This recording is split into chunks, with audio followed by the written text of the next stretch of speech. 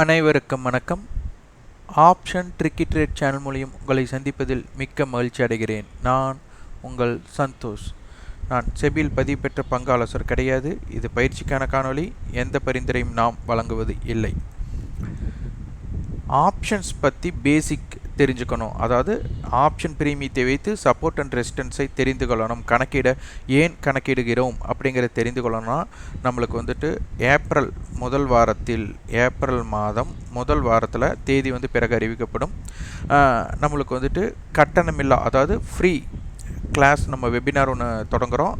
அதற்கு நம்ம லிங்க்கை பயன்படுத்தி, நம்மளோட ரெஃபரல் லிங்க்கை பயன்படுத்தி யாரெல்லாம் டிமேட் ட்ரேடிங் அக்கௌண்ட் ஜிபுல் மற்றும் நம்மளுக்கு என்ரிச் நிறுவனங்களில் துவங்குறீங்களோ அவர்களுக்கு நம்மளுக்கு வெபினார் மூலிமா நம்ம அந்த சப்போர்ட் அண்ட் ரெசிஸ்டன்ஸ் எப்படி கணக்கீடு செய்வது, ஏன் செய்கிறோம் அப்படிங்கிறத நம்ம ஆப்ஷன் பிரீமியத்தை வைத்து, அதாவது நியூஸ் பேஸ்டு இல்லாமல், சார்ட் இல்லாமல், சப்போர்ட் அண்ட் ரெசிஸ்டன்ஸை மட்டும் எப்படி கணக்கீடு செய்யணும் அப்படிங்கிற வகுப்பு அப்படிங்கிறது இலவசம், அதாவது கட்டணமில்லா வகுப்பாக இருக்க போகிறது.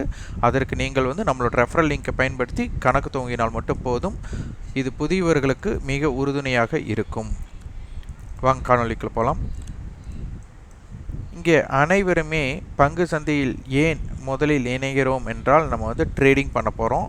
அந்த ட்ரேடிங் அப்படிங்கிறது வியாபாரம், பை மற்றும் செல் தான் பண்ண போகிறோம். அதில் எல்லாத்துக்கும் முக்கிய நோக்கம் ப்ராஃபிட் அடையணும் தான்.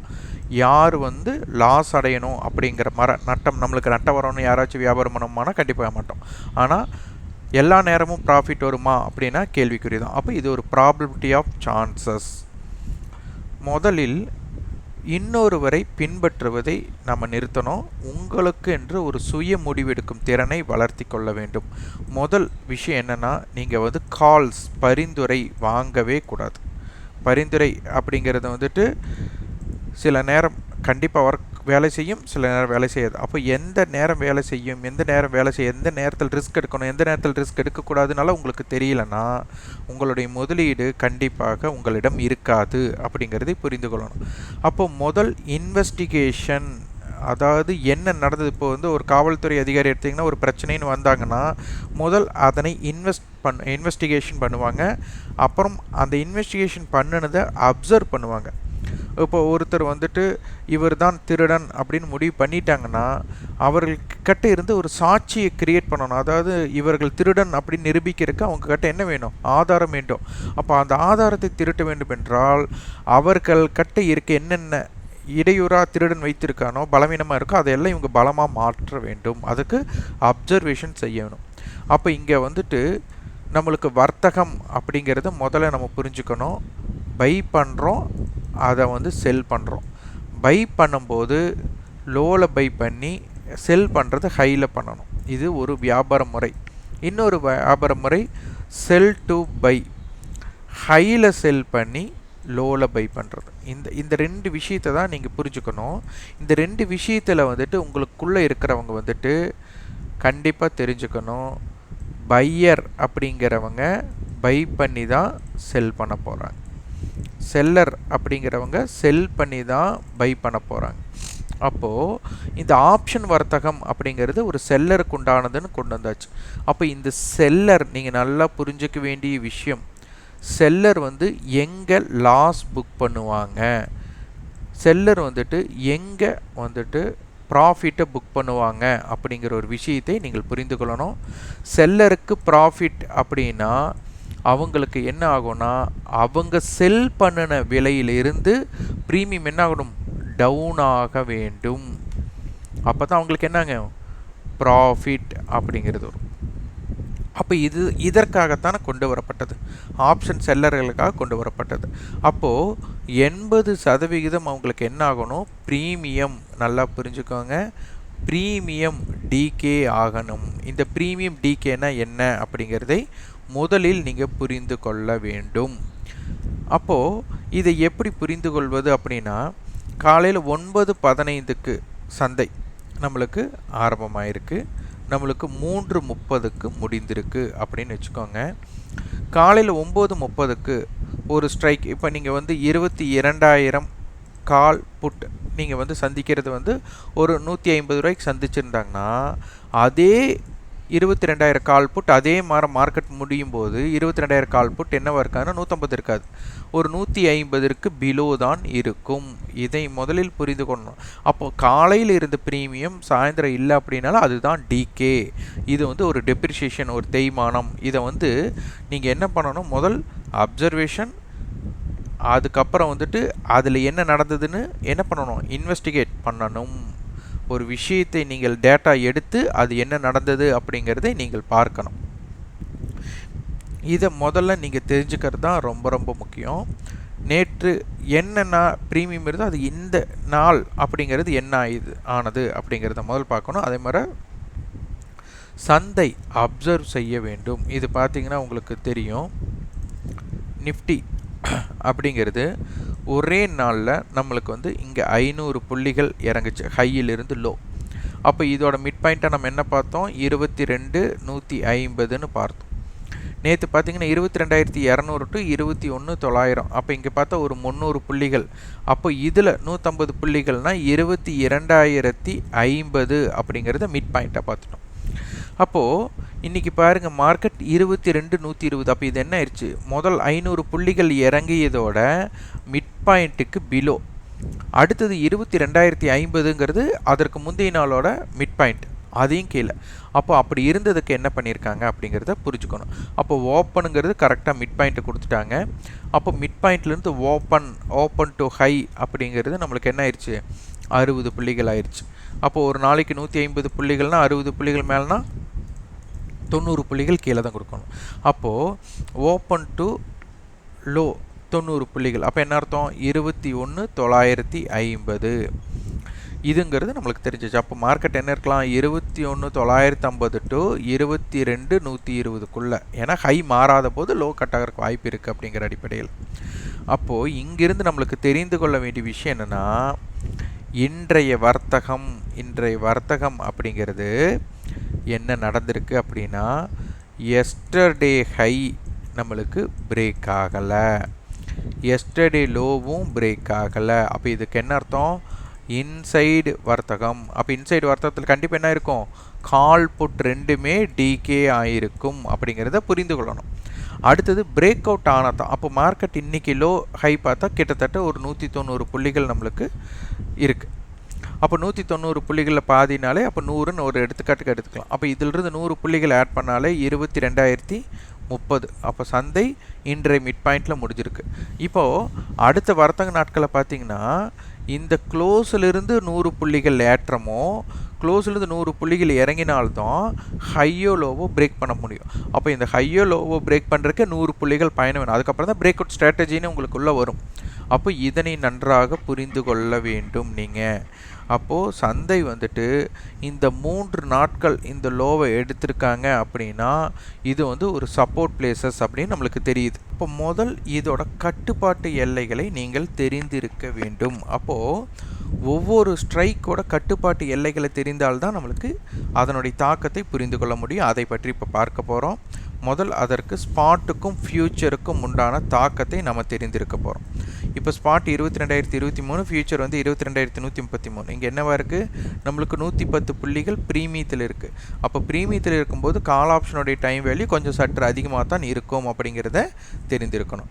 அடுத்தது போட்டியாளர்கள் யார், இங்கே போட்டியாளர்கள் முக்கியம், நம்மளோட போட்டி. அப்போ இங்கே வந்து சந்தை என்ன பண்ணியிருக்காங்க, 22,000 புட், 22,000 கால், 22,200 கால், 22,100 கால், 21,900 புட், 21,800 புட், 22,300 கால். அப்போ சந்தை இவங்க என்ன பண்ணுறாங்க, இங்கே பார்த்தீங்கன்னா ஒரு ஸ்ட்ராங்கல், இங்கே வந்து ஒரு ஸ்ட்ராடல் அப்படின்ட்டுருக்கு. இங்கே ஸ்ட்ராங்கல் என்ன விஷயம் நடந்திருக்கு அப்படின்னா 500 புள்ளிகள். அப்போ இதனுடைய மிட் பாயிண்ட் நம்மளுக்கு 250 புள்ளிகள் மிட் பாயிண்ட். அப்போ 21,800லேருந்து 250 புள்ளிகள் ஆட் பண்ணால் 22,050 அப்படிங்கிறது மிக முக்கியம். அப்போ 22,050க்கு கீழேயும் 22,050க்கு மேலேயும் இருக்கிறது அதனுடைய தாக்கம் மாறுபடும். இது ஒன்று. இப்போ 22,000 கட்டுப்பாட்டு எல்லைனா 22,000 கால் நம்மளுக்கு க்ளோசிங் 180 ரூபா. அப்போ 22,180. 22,000 புட் நம்மளுக்கு 111 ரூபா க்ளோஸ். அப்போ 21,889. அப்போ இந்த ஜோன் அப்போ 22,000க்கு கீழே இருக்கும்போதும் 22,000க்கு மேலே இருக்கும்போது இவங்க கட்டுப்பாட்டு எல்லையே தெரியுது ப்ரீவியஸ் க்ளோஸ். ஆனால் அதை விட ரொம்ப முக்கியம் ஹை தான் நம்மளுக்கு முக்கியம். ஏன்னா அதுதான் சப்ளை ஜோன். கால் ஆப்ஷனுடைய ஹை வந்து ரெசிஸ்டன்ஸ் ஆகும், புட் ஆப்ஷனுடைய ஹை வந்து சப்போர்ட் ஆகும் நம்ம எடுத்துக்கணும். ஏன்னா நம்மளுக்கு 22,000 புட் நம்மளுக்கு 184 ரூபாய் ஹை போயிருக்கு அப்படின்னா இந்த 184 கடக்கவில்லை. ஆப்ஷன் பிரீமியத்தின் அடிப்படையில் பார்த்தீங்கன்னா எக்ஸ்பைரி அப்போ ஐடிஎம் ஆப்ஷனுக்கு மட்டும்தான் வேல்யூ இருக்கும், மதிப்பு இருக்கும்.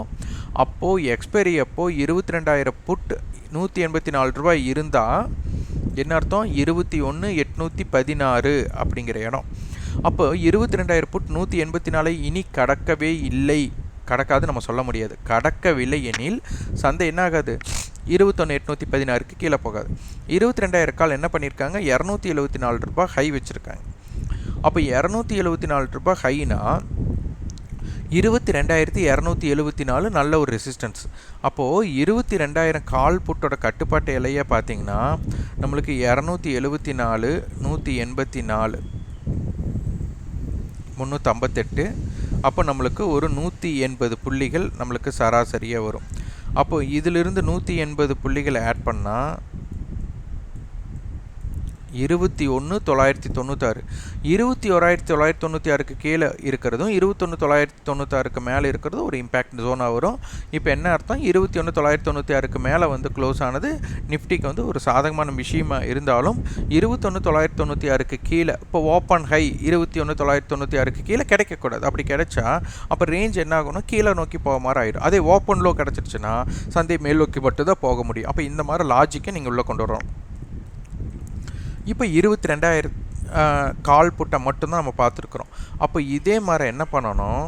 நம்மளுக்கு 21,900 கால் புட்டு, 21,950 கால் புட்டு, 22,000, 22,050, 22,100, 22,200 அப்படிங்கிறதெல்லாம் நீங்கள் வரிசையாக எடுக்கணும். ஒரு எடுத்துக்காட்டுக்காக நான் 21,900 நான் எடுத்து கணக்கீடு பண்ணுறேன். நீங்கள் ஹோம் ஒர்க்கை என்ன பண்ணுறீங்கன்னா 21,950 அப்படி எடுத்து வச்சுக்கோங்க. இது எப்படி எழுதுறீங்க அப்படின்னா 21,900 எடுத்தாச்சு. முதல்ல க்ளோஸ் ப்ரைஸை ஃபஸ்ட் எழுதிக்கோங்க. 21,900 புட்டு 75 ரூபா. அப்போ 21,825.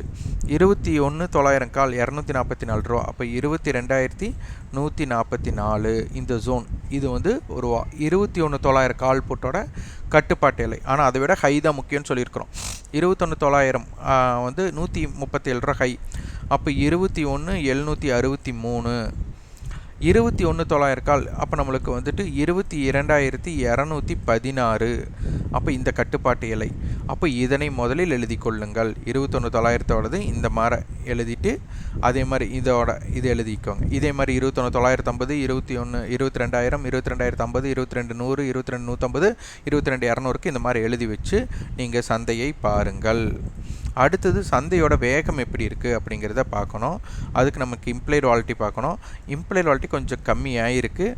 அதனால் வந்துட்டு ஒரு ரேஞ்ச் வருங்காலத்தில் நம்மளுக்கு வந்துட்டு ரேஞ்ச் குறையிறக்கு வாய்ப்புகள் இருக்கலாம். இப்போ 22,000 to 22,050 அப்படின்னு எடுத்துகிட்டு 50 புள்ளி தான் இருக்கணும். அப்போது வந்து இவங்க 166 இருக்கிறாங்க, இவங்க 139 இருக்கிறாங்க, 305 ரூபா. அப்போ 50 ரூபாய் கழிச்சிட்டோம்னா 255 ரூபா. அப்போ 22,050 பாருங்கள் 140 ரூபா, இது வந்து 110 ரூபா, 255 ரூபா. அப்போது இதற்குள்ளே இருக்கிற கணக்கீடை நீங்கள் நன்றாக புரிந்து கொள்ளணும். ஆப்ஷன் பையராக இருக்கிறவங்க இதை முதலில் கண்டிப்பாக தெரிந்திருக்க வேண்டும். இதனை புரிந்து கொண்டால்தான் நீங்கள் ஆப்ஷன் சந்தையை வந்து நல்லா உற்று நோக்க முடியும், பண்ண முடியும். அதனால் நீங்கள் வந்து வேர்ல்டு மார்க்கெட் இம்பேக்டோ நியூஸோ சார்ட்டோ முக்கியத்துவம் கொடுக்கறங்க போன் இந்த கணக்கீடுகளை முதலில் புரிந்து கொள்ளுங்கள். இப்போ நிஃப்டி பற்றி பார்த்துருக்குறோம். அடுத்த காணொலியில் நம்ம பேங்க் நிஃப்டி பற்றி பார்க்கலாம். இதனை கண்டிப்பாக தெரிந்து கொள்ளுங்கள். நம்ம வந்து ஃப்ரீ வெபினார் கொடுக்குறோம். அது ஏப்ரல் 1st வீக் வந்து துவங்க வாய்ப்பு இருக்குது. அதனை பற்றி அறிந்து கொள்ள 9842610908 என்ற வாட்ஸ்அப் எண்ணிற்கு தகவல் கொடுங்கள். அழைத்து பேச வேண்டாம், பதிவுகள் வாட்ஸ்அப் பதிவு செய்யுங்க. இந்த வீடியோ காணொலி உங்களுக்கு பயனுள்ளதாக இருந்தால் லைக் பண்ணுங்கள், ஷேர் பண்ணுங்கள், சப்ஸ்கிரைப் பண்ணுங்கள். கண்டிப்பாக ஃபீட்பேக்கை கமெண்ட் பாக்ஸில் பதிவு பண்ணுங்கள். நன்றி, வணக்கம்.